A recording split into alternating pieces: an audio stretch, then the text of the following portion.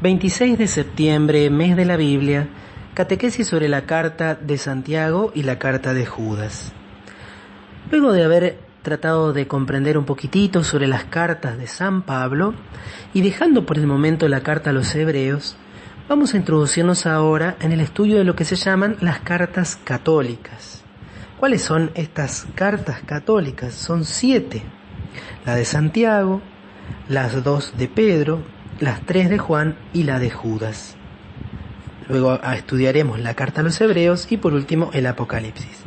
¿Por qué se llaman a estas cartas católicas ya desde el siglo IV aproximadamente?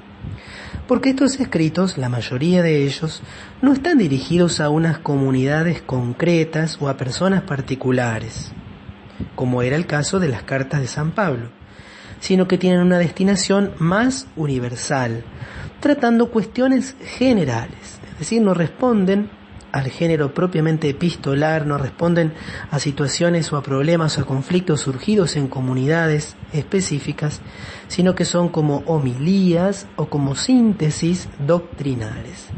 Todas estas cartas responden a un factor común, y es que están escritas cuando el cristianismo ya estaba en una nueva etapa, cuando las comunidades ya se habían extendido casi por todas las provincias del Imperio Romano y había comenzado a experimentar la presión y las reacciones adversas del ambiente pagano. No es que ya eran específicamente perseguidas, salvo con algunos brotes de persecución como el que se da en Roma y que ocasiona luego la muerte de Pedro y de Pablo, pero sí había un ambiente hostil. Había una suerte de persecución que consistía en la marginación o en este mismo sentimiento completamente normal de los cristianos de sentirse como extranjeros. Pero a esta situación externa, a esta relación difícil con el mundo, con el ambiente del paganismo y su corrupción moral, que ya hemos visto también en las cartas de Pablo, se sumaban dificultades internas.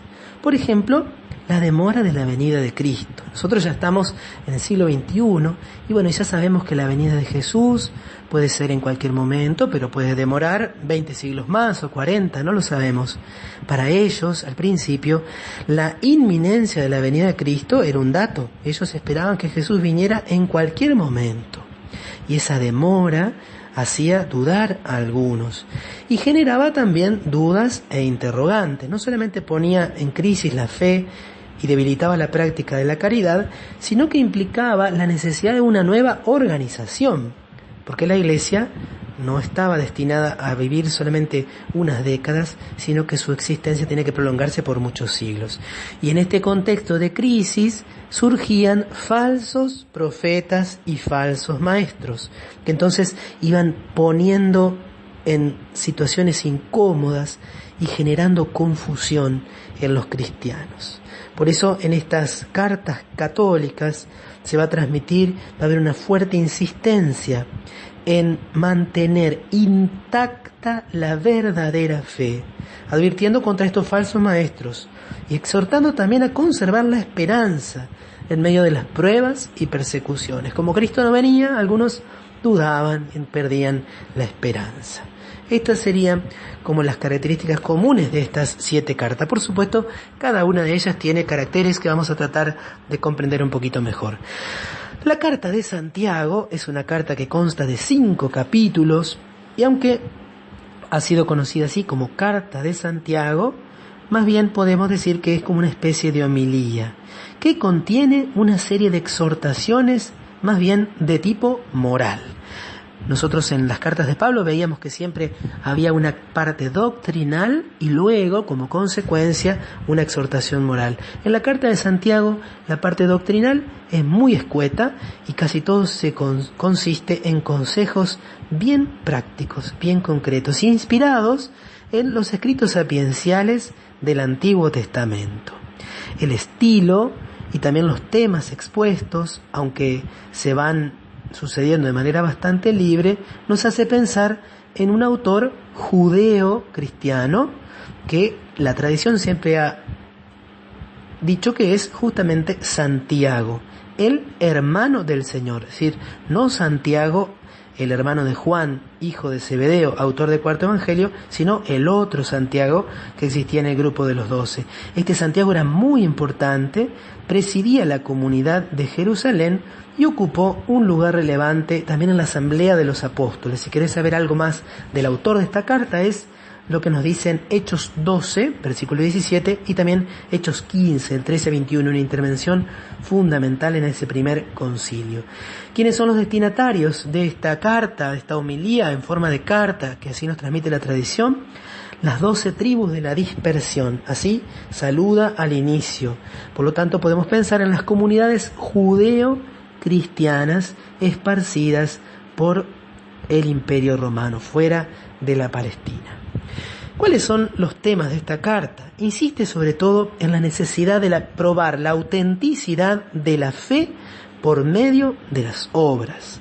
Va a decir con mucha fuerza que así como un cuerpo sin alma está muerto, así la fe sin obras está muerta. Y con una frase que quizá todos conocemos bien, dice: muéstrame tu fe sin obras, que yo por mis obras te mostraré mi fe. A primera vista parece que hay como una contradicción con la doctrina de Pablo, que insistía en la salvación por la fe, pero en realidad sabemos que la fe en Pablo es el inicio de la salvación, pero que como consecuencia de esta fe es necesario que fructifiquemos, que demos frutos de amor, frutos de caridad. En la carta a los Gálatas, Pablo utilizaba esa expresión, la fe que obra por medio del amor. Aquí entonces lo que se da es una insistencia. Por supuesto que no se niega el valor de la muerte redentora de Cristo y de la fe en Él, pero se insiste en la necesidad que esta fe dé frutos. Por lo tanto, no tenemos que buscar una oposición, sino como acentos. Pablo insiste contra las obras, pero cuando Pablo habla contra las obras de la ley, no se refiere en primer lugar a la caridad, sino a las prácticas judías, que los judaizantes insistían en mostrar como absolutamente necesarias. Santiago, en cambio, va a insistir en que una profesión de fe meramente verbal y exterior de ninguna manera salva, que es necesario que se muestre en los actos. Y por lo mismo, al igual que Pablo, este apóstol Santiago va a decir que la ley por excelencia consiste en el amor al prójimo. Con mucha fuerza entonces vamos a encontrar en esta carta a Santiago un combate, una lucha contra las discordias y las desigualdades sociales. Especialmente incisivas son las palabras que dirige Santiago a los pecados con la lengua. Dice: si alguien cree que es un hombre religioso pero no domina su lengua, se engaña a sí mismo y su religiosidad es vacía. En el capítulo 3 insiste: hermanos, si alguien no falta con palabras, es un hombre perfecto. Y si el hombre se deja dominar por su lengua, es un esclavo. En el capítulo 5, no quiero dejar de recordarlo, se encuentra el fundamento bíblico del sacramento de la unción de los enfermos, el texto que la Iglesia en el Concilio de Trento reconoció como el texto de la institución, los sacramentos que fueron instituidos por Cristo y confiados a la Iglesia, y aquí se explicita este sacramento. Si alguno está enfermo, llame a los presbíteros de la Iglesia, que oren por él y lo unjan con óleo en el nombre del Señor. La carta de Judas es una carta que no tiene capítulos, que solo está dividida en versículos. Es uno de los escritos más extraños del Nuevo Testamento.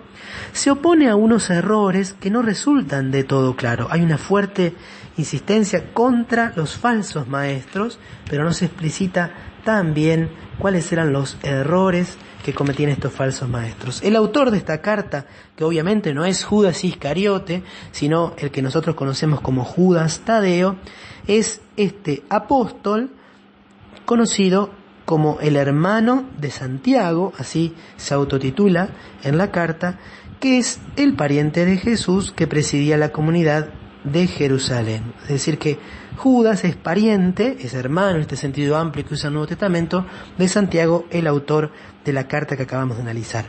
Esta pequeñísima carta fue escrita entre los años 70 y 80 en Palestina o en Siria, cuando ya estaban casi desapareciendo todos los apóstoles. Una carta entonces que va a insistir fundamentalmente contra los falsos maestros y la necesidad de dejarse guiar por la fe de los apóstoles.